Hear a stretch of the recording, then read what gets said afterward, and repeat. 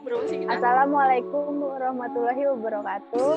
Kami dari kelompok 8 ingin mempresentasikan hasil diskusi kami mengenai akuntansi sektor publik, yaitu akuntansi rumah sakit. Sebelum itu, perkenalkan saya sendiri Cynthia Hartika Mulyawati dengan NIM 3820056 bersama rekan saya yaitu Saila Nurnovianti dengan NIM 3820055.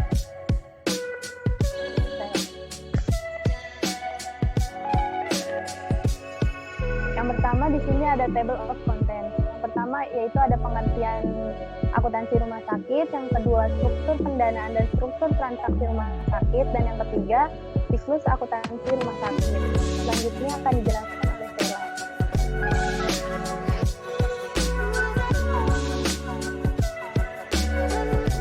Pengertian dari rumah sakit. Apa itu rumah sakit? Rumah sakit berdasarkan fungsinya memberikan pelayanan kesehatan kepada masyarakat, sehingga sebagian besar dikelompokkan dalam organisasi sektor publik yang tidak bisa berorientasi mencari keuntungan, kecuali beberapa rumah sakit yang didirikan oleh perseroan terbatas atau PT yang secara eksplisit memang bertujuan mencari keuntungan. Selanjutnya, apa itu akuntansi rumah sakit? Akuntansi rumah sakit adalah sistem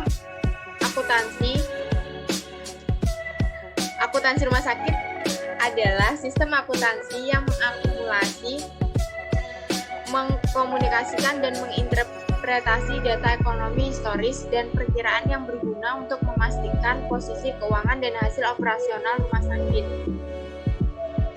Informasi yang berkaitan dengan kegiatan rumah sakit disajikan dalam bentuk statistik yang bersifat historis dan pada saat yang sama diperkirakan. Informasi statistik tersebut sama pentingnya bagi pengguna manajemen internal dan pihak eksternal rumah sakit. Di rumah sakit, akuntansi tidak lain sebagai sistem informasi. Selanjutnya ada penggolongan jenis rumah sakit. Penggolongan jenis rumah sakit ada dua, secara umum dan secara kepemilikan. Secara umum, penggolongan jenis rumah sakit dibedakan menjadi 5. Yang pertama yaitu rumah sakit umum, yang kedua rumah sakit terspesialisasi, yang ketiga rumah sakit penelitian atau pendidikan, yang keempat rumah sakit lembaga atau perusahaan, dan yang terakhir ada klinik. Rumah sakit umum adalah rumah sakit yang melayani hampir seluruh penyakit umum dan biasanya memiliki institusi perawatan darurat yang siaga 24 jam untuk memberikan pertolongan pertama. Rumah sakit ini merupakan rumah sakit yang paling banyak dijumpai dengan kapasitas rawat inap yang besar dan juga dilengkapi dengan berbagai fasilitas seperti fasilitas bedah, laboratorium, ruang bersalin, dan lain-lain. Yang kedua ada rumah sakit terspesialisasi. Rumah sakit terspesialisasi merupakan rumah sakit yang memiliki spesialisasi terhadap suatu penyakit yang membutuhkan penanganan khusus. Rumah sakit yang dapat dikategorikan sebagai rumah sakit terspesialisasi antara lain trauma center, rumah sakit anak, rumah sakit gigi dan mulut, rumah sakit manula, psikiatrik, hospital, dan lain-lain. Rumah sakit jenis ini biasanya mempunyai afiliasi dengan universitas atau pusat riset medis tertentu. Yang ketiga, ada rumah sakit penelitian atau pendidikan. Rumah sakit penelitian atau pendidikan adalah rumah sakit umum yang terkait dengan kegiatan penelitian dan pendidikan di Fakultas Kedokteran pada suatu universitas atau lembaga pendidikan tinggi. Rumah sakit ini biasanya digunakan sebagai tempat pelatihan dokter-dokter muda, uji coba obat baru atau teknik pengobatan baru. Yang keempat, ada rumah sakit lembaga atau perusahaan. Rumah sakit lembaga atau perusahaan merupakan rumah sakit yang didirikan oleh suatu lembaga atau perusahaan untuk memberikan pelayanan kesehatan kepada anggota lembaga atau perusahaan tersebut. Dan yang terakhir ada klinik. Klinik merupakan fasilitas medis yang lebih kecil dari rumah sakit dan hanya melayani keluhan tertentu. Klinik biasanya hanya menerima pasien rawat jalan dan dijalankan oleh lembaga swadaya masyarakat atau dokter-dokter yang ingin membuka praktik pribadi. Kumpulan klinik disebut poliklinik. Selanjutnya ada penggolongan jenis rumah sakit berdasarkan kepemilikan. Ada 3 jenis. Yang pertama, rumah sakit milik pemerintah. Yang kedua, rumah sakit berbentuk Badan Layanan Umum atau BLU. Yang ketiga, rumah sakit swasta. Rumah sakit milik pemerintah. Rumah sakit ini dimiliki oleh pemerintah, di mana rumah sakit milik pemerintah ini dibedakan menjadi rumah sakit pemerintah pusat yang dikenal dengan Rumah Sakit Umum Pusat atau RSUP, dan rumah sakit milik pemerintahan provinsi dan kabupaten atau kota yang disebut Rumah Sakit Umum Daerah.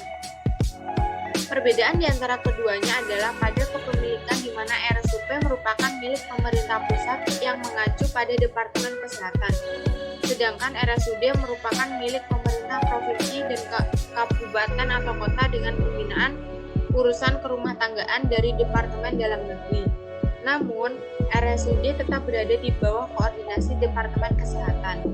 Banyak dari rumah sakit milik pemerintah yang berasal dari rumah sakit pada zaman Belanda atau milik lembaga keagamaan yang dikonversi. Pada rumah sakit milik pemerintah, ada 2 jenis. Yang pertama, rumah sakit milik pemerintah yang tidak dapat dipisahkan.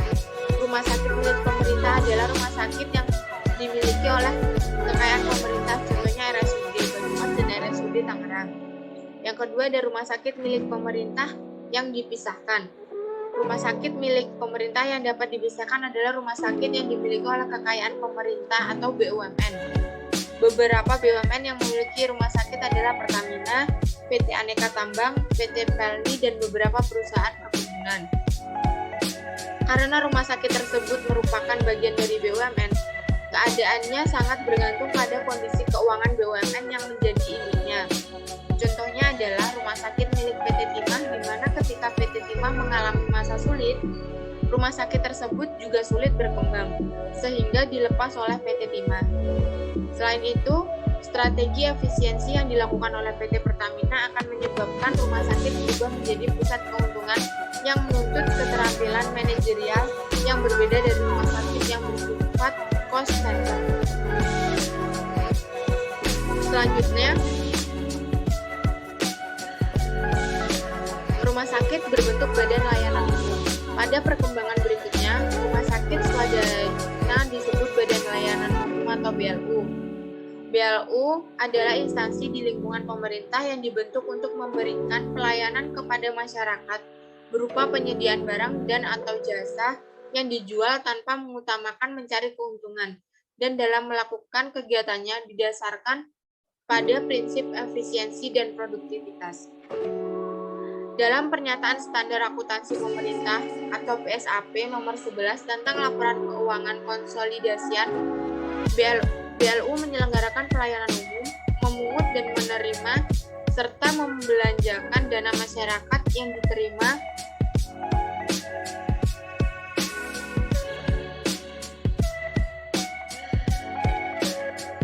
berkaitan dengan pelayanan yang diberikan.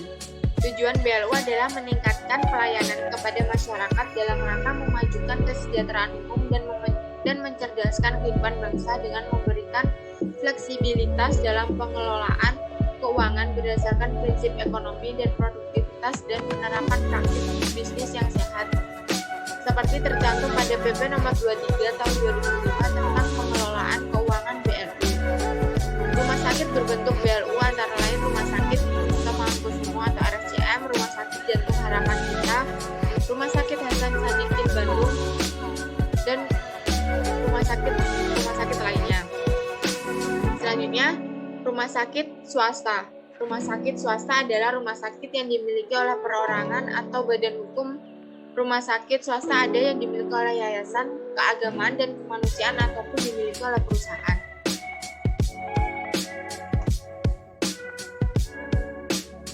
Selanjutnya akan dibacakan Cynthia. Baik, selanjutnya yaitu di sini ada struktur pendanaan. Struktur dana rumah sakit terbagi atas dana tidak terikat dan dana terikat. Yang pertama ada dana tidak terikat. Dana tidak terikat adalah dana yang penggunaannya tidak dibatasi tujuan tertentu seperti dana umum di pemerintahan atau dana lancar tidak terikat dalam akuntansi universitas. Penggunaan dana umum untuk pencatatan sumber daya atau dana yang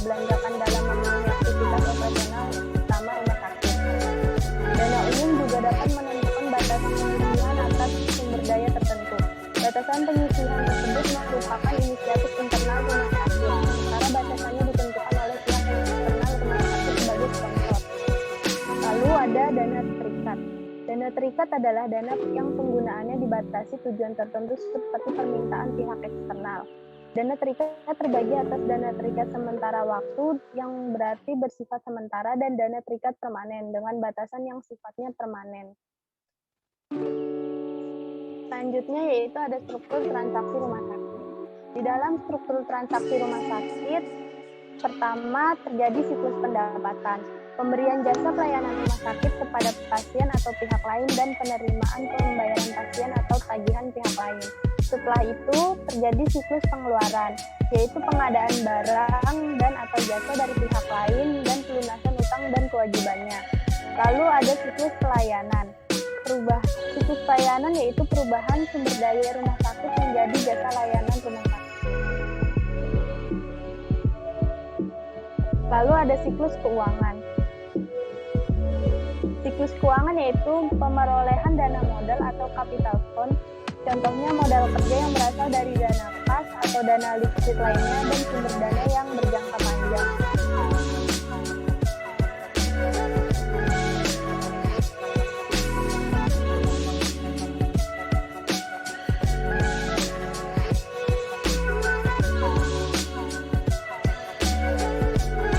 Selanjutnya di sini ada siklus akuntansi rumah sakit.